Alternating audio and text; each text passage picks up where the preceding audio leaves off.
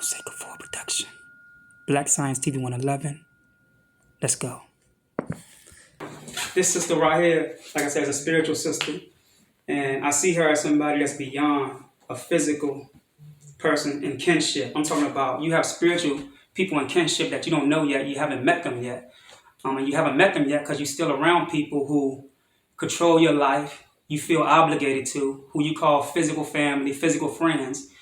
And you take advice from people who's alone and then wonder why you are alone. Not just alone physically and relationship-wise, but you're alone with nothing to have in your mind. Your mind is empty. You're just a shell walking around with no life. Some people are more dead than the people in the cemetery. There's more life in a cemetery than a person who is ignorant and don't know itself. We allow the machine to put us inside of an artificial world, right? And we think that this is the real world that we are in. But outside of our artificial world that they create for us, right? They controlling all the real energy, all the real perceptions. And they deceive you. And then we wonder why we deceive each other. Because we have become like the machine. And ever since I've known this queen, this goddess, and I have to give her that title because she left outside of a portal or a hole where at one time, the same portal or hole that she left out of was very familiar to me. You get what I'm saying? And when she came to me, I told her, I said, you might just have to get to yourself. You have to leave people alone, get away from people. Sometimes you can't hear your destiny talking to you because people's aura is so loud, so toxic. And when an aura is so loud and so toxic from other people being around you, it's things that's around you that you're connected to. Your gifts, your blessings that can't come to you or you can't call it to you because they blocking it. They repelling your energy, body snatching you, becoming you. We have to stop worrying about what other people say about us. And I'm just all over the place in the video because I speak through spirit. I don't speak based on a schedule or a timeline. Because to me, we only live in one day. Monday through Sunday is just something that man created, but we all living on one day. Night and day is not something that is different from each other because we're still in the same world, whether it be day or night. I can see you in the daytime, I can see you in the nighttime. You can be the same person. And that's how I look at time. I master time. I don't let time master me. Meaning that I don't make excuses for what I can do tomorrow because tomorrow don't exist. Tomorrow is right now.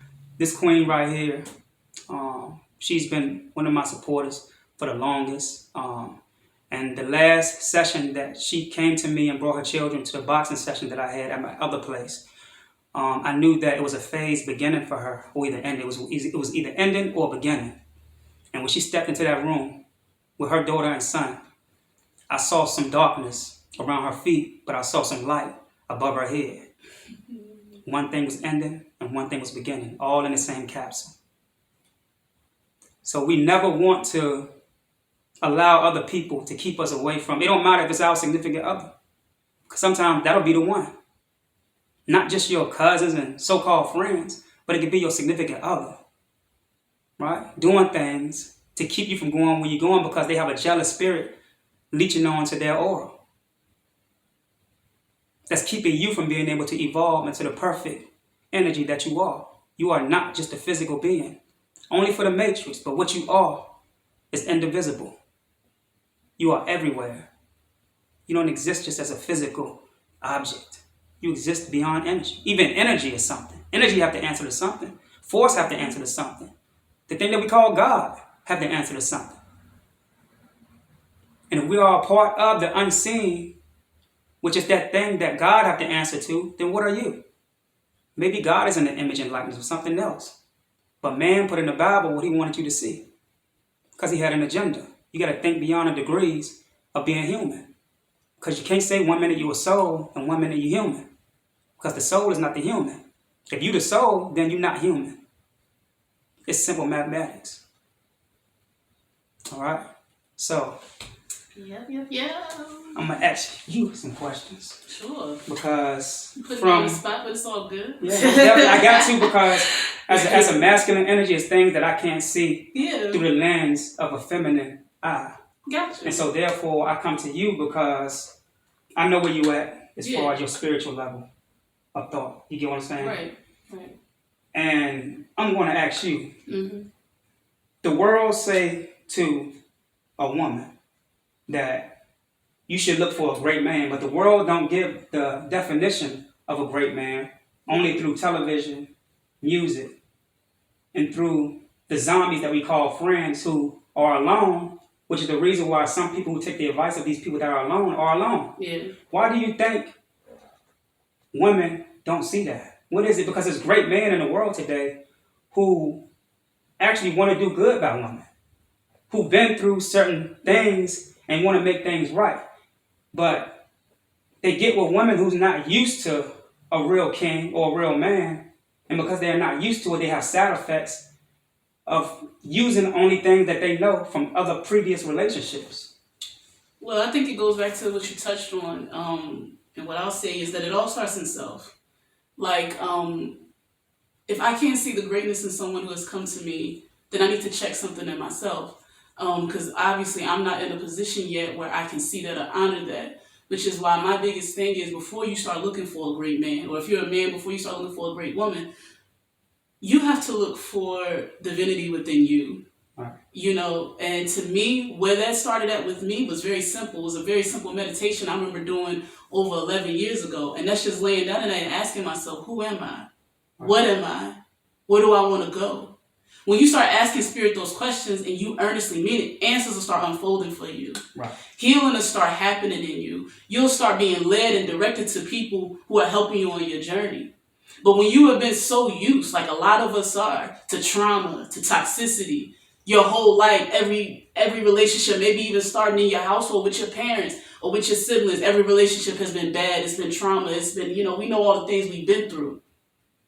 And then we got a warped perception of what masculinity and femininity is, any of us that was raised in the church, Right. any of us that was raised in this American society. So that's already to set us back. So that's why it's so important before you do any of that is to go within yourself. Within self is all answers because within self is all. It's just like the universe is all around us, but all in us at the same time. Right. The more you start meditating on that, who am I, what am I, where, you'll start growing, you'll start healing, you'll start being led to other avenues outside yourself to heal.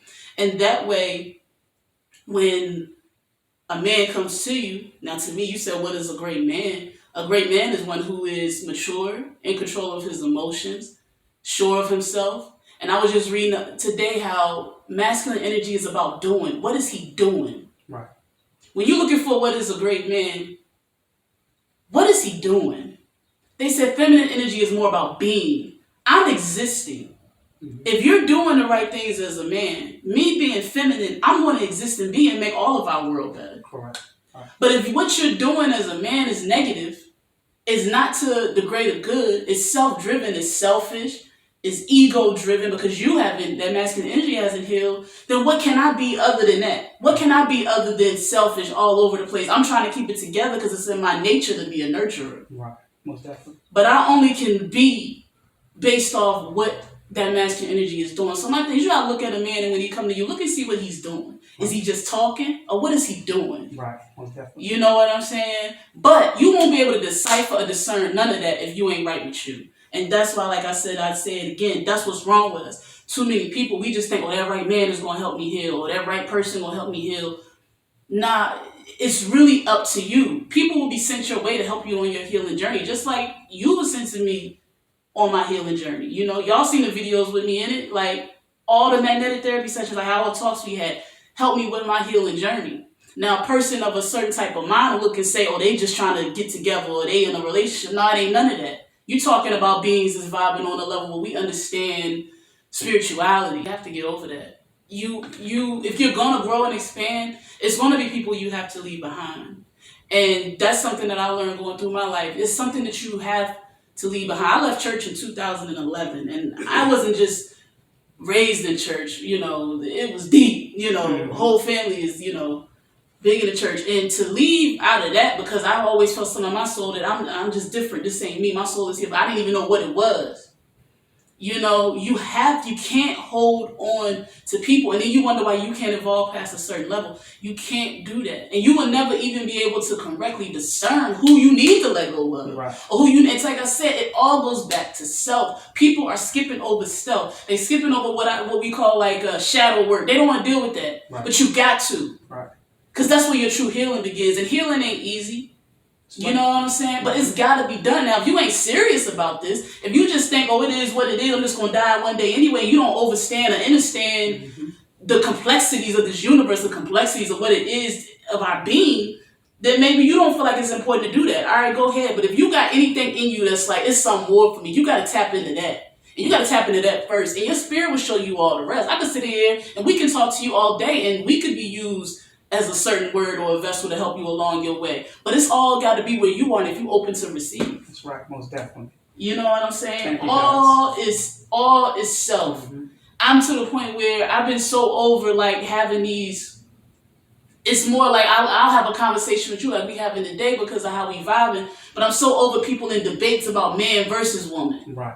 Exactly. Because all of y'all need to go back to self. Most definitely. I see toxic things in masculine energy. I see toxic things in feminine energy. I see beautiful, bright things in feminine energy. I see beautiful. It's just it goes back to the person and how they operate and what they choose to operate in.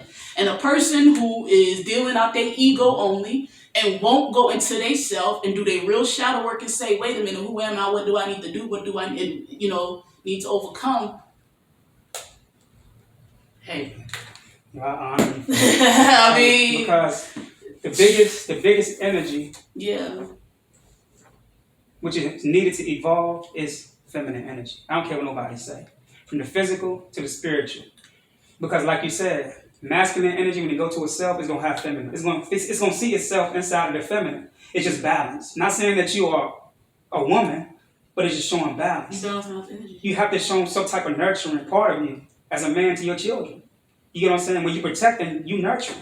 Somebody breaking your house, you have to nurture by protecting your family. So therefore, you have to go into your feminine energy, but you have to turn on that masculine energy, which is that other key. You get what I'm saying? Yep. So the thing is, like, it's a balance in everything. And they made a war between, especially black people, the man and the woman. And they can't see it. And they controlled it, and they used it through television, especially in the 90s. To create us as monsters, so that our women can look at us and be like, well, they monsters, so therefore, we're going to run to the system. So now you got all this liberal energy inside of the majority of black women, and it's not really their fault, because this is an intellectual influence. I won't go into it, but I wrote a paper on it when I was down. And I said intellectual influence is to influence a people who don't know what they're doing. If I take a gun and put it in the playpen with a baby, and the baby found a way to pull that trigger, and shoot me, is it that baby's fault? Or is it the fault of the person who created the gun? The gun was made in China. The child didn't get the gun from China, got it from me. But I didn't get the gun from me. I got it from China. It was made in China. I got it from the store or the pawn shop. So it wasn't brought into my community by me. So therefore, to stay on subject, I want to say that all of this masculine and feminine energy, they use it against us. Again, mainly black people, because they know who we are, where we're going, and what we're connected to beyond what the physical eye and the third eye can see, because the third eye really can't see past a certain point too into the unseen. So we have other eyes and certain constellational systems that we can use. You get what I'm saying? To push us over into other dimensions, to see parts of ourselves that exist in what we call tomorrow. We are. That's what I'm saying. But you know what that eye is, though? That eye that allows us to do that beyond the third eye is a feminine eye. That's where we come from, man. I mean, nature tell you that. Nature tells you know what I mean. Doctrine and